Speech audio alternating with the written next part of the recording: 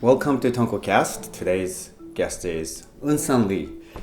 Eusong and I met when he was still in high school. He was going to high school in Toronto, I believe, and he contacted me out of blue when I was still back at Blue Sky in New York. And ever since we've been in touch, and he's been just one of those incredibly talented but also motivated artists.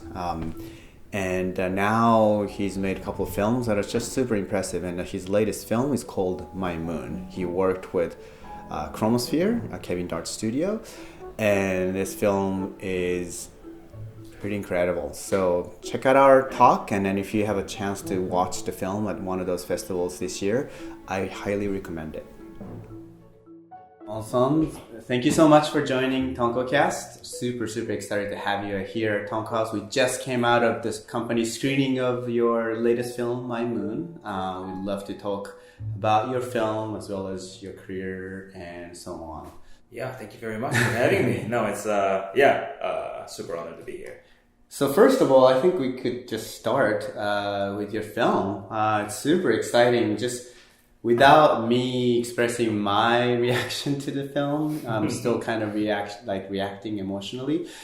Just can you explain, obviously without spoiling, to people who haven't seen it, what's this film about and why you made this film and what your plan with this film? Yeah, My Moon is 2D, like animated film about Earth, Moon, and the Sun and their relationship. I mean, the log line goes as simple as that. But it's more so about the balance and the little complications as a relationship beyond their celestial needs or wants. Yeah, I mean, it is a little bit more about the relationship itself than beyond like a nature relation walls and how planets work and the grayness of it or the roles of different love, different forms of love. How did you come up with this concept? It's just really fascinating to me. I've seen other films you've done, but you always bring in a lot of symbolisms and kind of visual representation of something very human. But your art style is, almost contrary to the human story itself. In a way, that the contrast brings such a elegant quality to your film.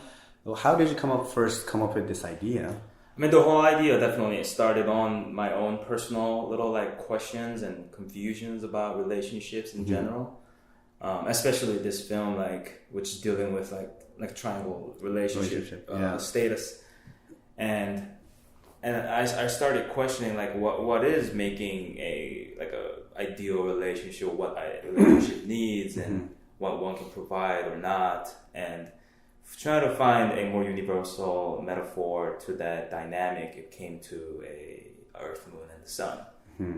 And it's funny how I think usually most idealistic relationship form is just between two people, but we also gain a lot of energy, different type of love and qualities from our friends or coworkers, and it's beyond just love. It's quality that you exchange, and how it can just seem gray in some way.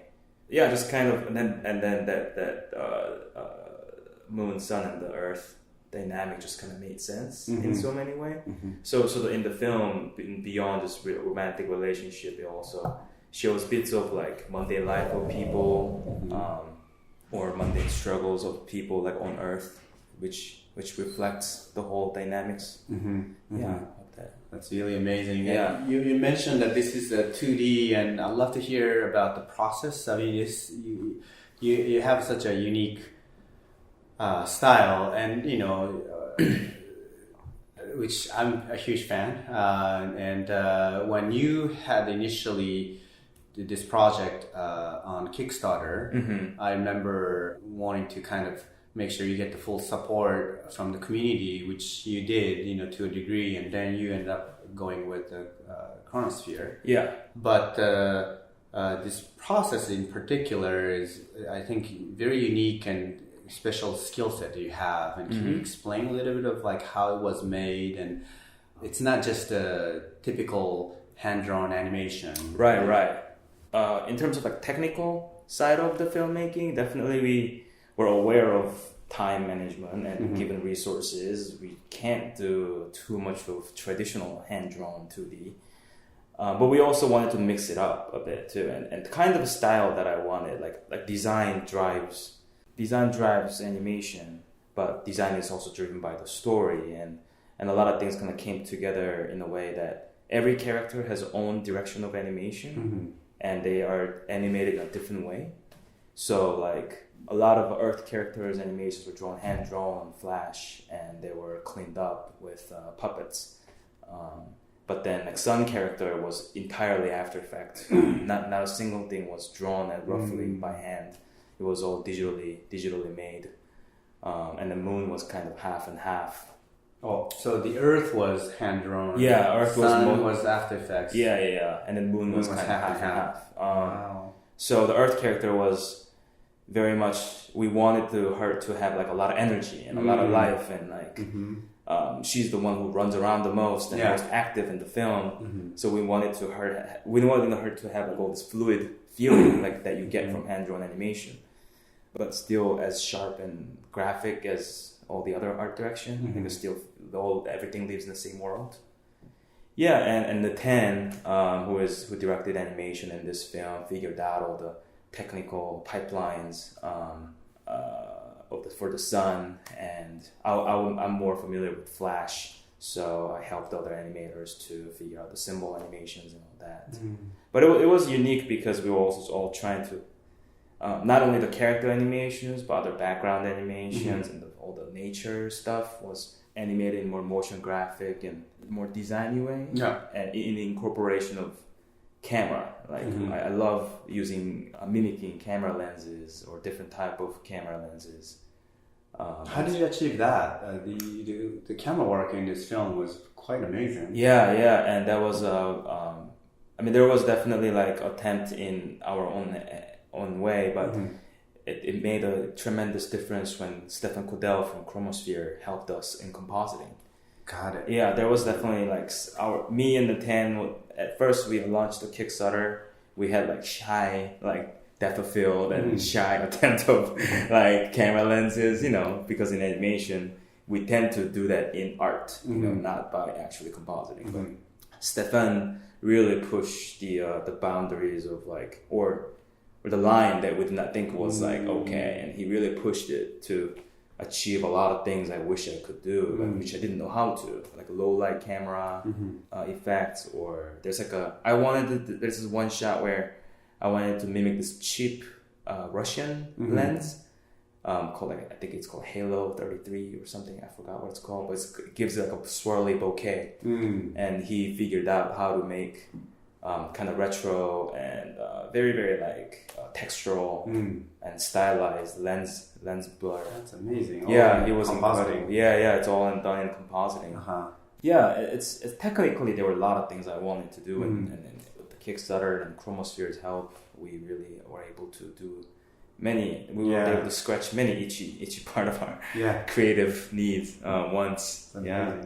Was there any CG element in it at all? They're all fake CG. What does that mean? Like in After Effects, we would like mimic CG, not actually like mimic 3D. I guess when you say CG, it's computer graphics, so it's not everything's computer graphics. That's true, but 3D element. Yeah. There was one shot in the film where the sun is rising, and then a camera kind of follows up the POV shot of like a camera ascending, and you see Earth. The perspective of the whole ground changes, and Earth is also the characters also changing perspective.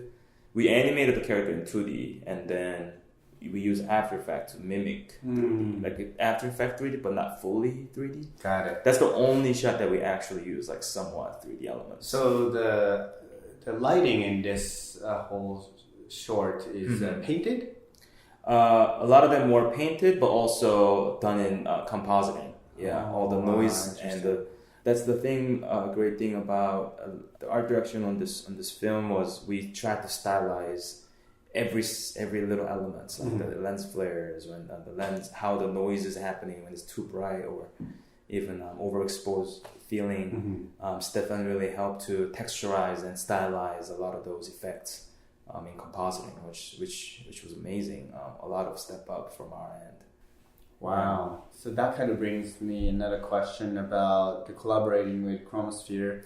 Yeah. How did that all happen? I mean, you guys, before even you joined the team, you had that sort of distinct look, and even though it's quite different, Kevin Dart's look and your look, but then still, compared to like the painted look that we have at Tonko House, or the 3D animation look that Kickstarter has, like, you guys are in a similar kind of mindset, really design oriented storytelling. Like, tell me how you ended up with working with them. Beyond like stylistic, like things lining up. Basically, there was a phase for my moon before Kickstarter. I was kind of showing it around in commercial studios, and hey, do you want to help me making this film? And I was looking for a company to help me to make this film into up to a certain like quality. Beyond, because at that point I kind of had all the art direction, storyboard done, animatic done. So I was kind of showing around different studios, and after I came back from Europe, I was showing some studios in Europe, and after I came back from Europe, I reboarded the whole thing. Like, I just kind of one day I was like, this is just not good, and I decided to reboard the whole thing. And then once I reboarded the whole animatic, that's when I Kickstarter. With a Kickstarter, so me and the two of us made a trailer, and then we did a Kickstarter with that trailer. And then after the Kickstarter, we raised a certain amount of money, but we also Sarah knew that we would probably need a little bit more. And that's when we were looking for more different studio and Chromosphere. Kevin and I have known each other before. So I showed him the animatic, and he loved the idea, loved the animatic. And from that point, he was very, very, like, that's very like courageous of him to like believe in me and just go ahead and make it. And he helped me with the artists and some of the budgets, helped me producing the film. And that's just kind of how it started. And then I also stayed in, like, I kind of worked from Chromosphere, like at Chromosphere. I wasn't employee, but I just had a desk there and worked with Stefan, and all my freelancers were outside of the US. So got it. Mostly, that's how it started. And then taking some work from the studio, and then I joined it full time after like 5-6 months. Got it. After that's the film was really done. Amazing. What a strong team you guys have. It's definitely not many studios will like, oh yeah, like, we believe you, just make it. Like, third party will like, oh, we don't know you. Like, I don't know if I can trust you in the manner, but he was very brave to just give me the full entitlement of control of this film, and he didn't. He watched it almost at the end, like, he just kind of let me do my thing, and without any like interference. I'm so thankful in many ways. That's really amazing. Obviously, how much I love that film. I told you, and it's an incredible film, which is not a conventional like animation storytelling, but it has a poetry, it has a visual elegance. But at the end of the day, I really love the story, and it really hit me emotionally, and it's something that anyone can relate to. So that kind of brings me with the next question. How did you end up here? You and I have known each other for quite some time. Over, I don't know, I think almost like 13-14 years that we first spoke over the email. You emailed me, and you're still going to high school in Toronto? I was in Toronto at the time. Just seeing how much you have come, how far you have come, and then end up with this kind of amazing, really excellent work of art as a short film, really gives me such an inspiration. If you could talk a little bit about how your career got started and all that. So I went to from Toronto when I was like emailing as a fanboy. I started animation in CalArts as character animation, right? I didn't graduate, but my third year film, that short film kind of was a big kickoff. Like that short film was very well received in the festivals and won Student Academy Award. And that led me to a career into directing and design. It was also very like art direction wise, very, it had its own. Is that the one with the 9/11? Yeah, that's the 9/11 one. It had a very geometric and graphic aesthetics, and that kind of caught Jib Jab's attention. And I was doing everything. I learned everything I could. It was a small studio, but it wasn't like too small. I think there were like 40, 50 people in the studio. But I was able to do storyboarding, art, design, character editing, keying, and then animating. And I was doing all different kind of stuff, and that's when I really started like directing a lot of shorts. And then after 2 years there, I went into more art directing, because in a bigger studio where they couldn't quite know how to use me because I was just kind of doing everything. At one point, I kind of felt like, I don't really quite fit in the system, because even though I was art directing on TV, there were times when I'll be like, drawing in the boards, or like. You had a story idea. Yeah, it's just like I was doing like like story, like a bit of like revisions, or I was animating a bunch of stuff in After Effects as an art director. And I kind of felt like this is not art director's job. Like I should be just directing. I want to be directing because I always loved making films. That's when I quitted art direction and then tried to get into more directing again.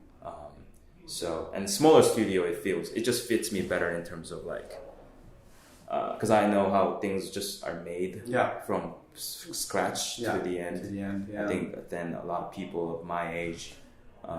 So it was just easy for me to go into a smaller scale studio where I can help making things like from the scratch to the end. Yeah, that sounds amazing. And I always made like films or little trailers on the side. And it's funny, when I left Cartoon Network, it would make more sense to make a comic book. Like I can do it by yourself. You might even make some money at the end, like by selling the books, but my passion was always in the filmmaking and or show making or content creating. So I asked myself, if there's one thing that I'll end up doing my rest of my life, like what would that be? And that would be making animated videos, like whether it's TV show or shorts or feature or whatever.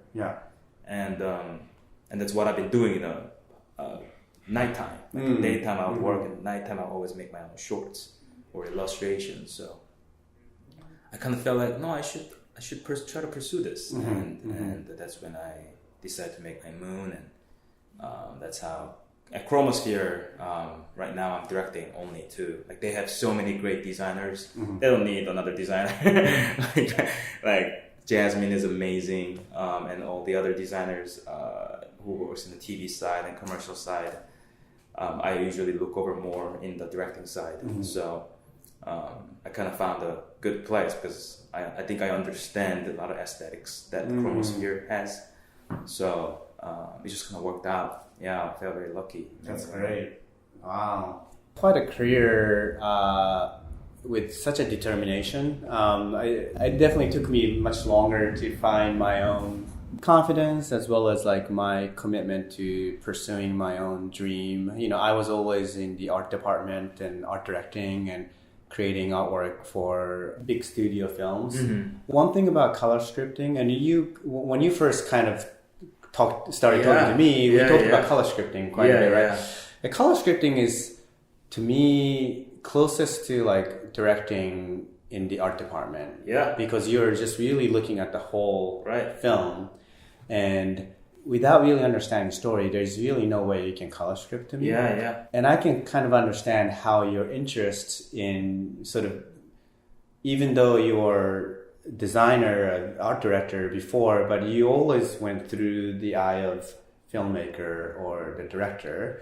I could see in your work, even in your design work, you really think about story when you're color scripting or when you're creating illustrations, and I'm just so inspired to hear that you took a leap early in your career and then just kind of went for it. And I just can't express enough of my excitement of My Moon as a film. I gotta say, this year there are a lot of pretty amazing films, actually, amazing short films out there, and I really wouldn't know what's going to happen in award season, but then definitely My Moon is one of my favorite films. Thank you so much. Thank you so much. It's part of it is my taste of storytelling. It's very poetic, and it doesn't tell you everything. In a way, you're left with certain questions, in a good questions, you know. I think Tonkocast does believe in that too. Like, we don't want to tell everything. We want to leave with some sort of a question marks, and the audience can kind of take away and go home and think about it. I'm curious what your next adventure is. You know, obviously, I do think My Moon will get a lot of attention moving forward, and you probably get you more opportunities. But what excites you now? What's ahead of you? Yeah, I think it definitely kind of following up on your idea about be brave and let's make my own stuff, like kind of deal. It is a weird thing, like, I mean, scary thing where I still feel like, oh, maybe I should apply to like Pixar or Disney and learn more about like animation industry and how things are made. But I've been also in like development for future development in TV. I kind of felt like I saw how they decide to make what to make, not even like how to make it, but like decide to make something, like giving something an opportunity. And I realized that having an opportunity to make something is half of the battle. And I knew older I get, it will get harder to get that opportunity in terms of like leaving a job or just making time like to like, oh, let me just get some money out of my own pocket and make something. Like that stuff getting harder and harder, right? So I kind of felt like I want to do it earlier as possible. That's when it all took off. Like, oh, I gotta keep making my own stuff and see where that goes. You know, like I can always apply to big studio. They'll always be there, but I just have to try my best on my own first. And then and that kind of definitely gives me a clarity of what's next as well. Right now, I do want to keep learning more about directing and different type of work. Like I'm still very much interested in like 3D or VR and AR. And Chromosphere is giving me many opportunities to direct different type of contents for type of projects, from like music videos to intro, title sequence, pilots. Right now, I am kind of letting My Moon like be out there and sending out to festivals, but while My Moon baby is just kind of walking its own way to wilderness, I'm just trying to keep doing my own stuff for the next thing. Like I definitely am trying to make a new like a Bible for like a TV show, which is one thing I always wanted to do, wanted to try. Obviously, you know, fresh out of oven, like you just started touring the film. I guess with Ron Diamond's animation show, the show, which is really fantastic exposure you will get. You know Trevor Jimenez? Yeah, I just talked to him at CTN. His film, he did the same thing. His film was ready for last year's Oscar, but he didn't submit. And he took the whole year touring, and then he got momentum, just winning awards here and there, and then now he has a good chance. So I think I'm just kind of taking time. You know, like trying not to be in a hurry. Because that's always my problem. Like I always want things to happen quickly. I'm very impatient in some sense. So I just try to like hit things off like a fire. But then I'm trying to, like I gotta take time and see where it goes. And don't expect too much, but also like just do what I can as best as I can. Yeah, and it's fun. Where festival is kind of a weird thing. I don't really know what to think about it. It seems like once it's made, I feel like I should do it. You know? I mean, I have made something and just put it online too. Like I've done that, but I've never done proper festival circuit before. So I think you just get different type of attention. Yep. Yeah. And there are a lot of amazing people who only kind of get film festival properties, so you meet so many interesting people. And that's very true. I met a couple of co-writers and live action people. I was just at the Austin and I met a couple of writers and they emailed me back and they want to see the film, and I emailed them back I want to read their script. And, there's a lot of interesting thing happening for sure. Yeah, that's great. Well, son, I'm definitely honored to have this opportunity to speak to you, and thanks for sharing My Moon at Tonko House. I think all the guys are super inspired, and we hope to pursue something similar, just kind of being gutsy and brave, and never forget about why you started what you're doing, and you're doing it. So congratulations. Thank you. Yeah, no, I'm happy to be here and sharing too, since it's just I'm very grateful. I'm just glad it's made, and it's just totally now. Totally. I don't know if this is appropriate, but like, just because I guess it's hard. My name has been always tricky, but the pronunciation kind of goes like, I think it's called the Eusong. A lot of people know me as Eusong. That's like how it's written, and then it's spoken as a song. A song. Yeah. I'm sorry. It's just no, totally. Everybody should remember. It's not a easy name. And no, but sometimes hard names are better. Yeah, people will remember once they do. I force them to remember. Totally. Great. Awesome. I look forward to your next thing. But in the meantime, best of luck with My Moon, and I'm so excited to see where it's going to go. Thank you very much.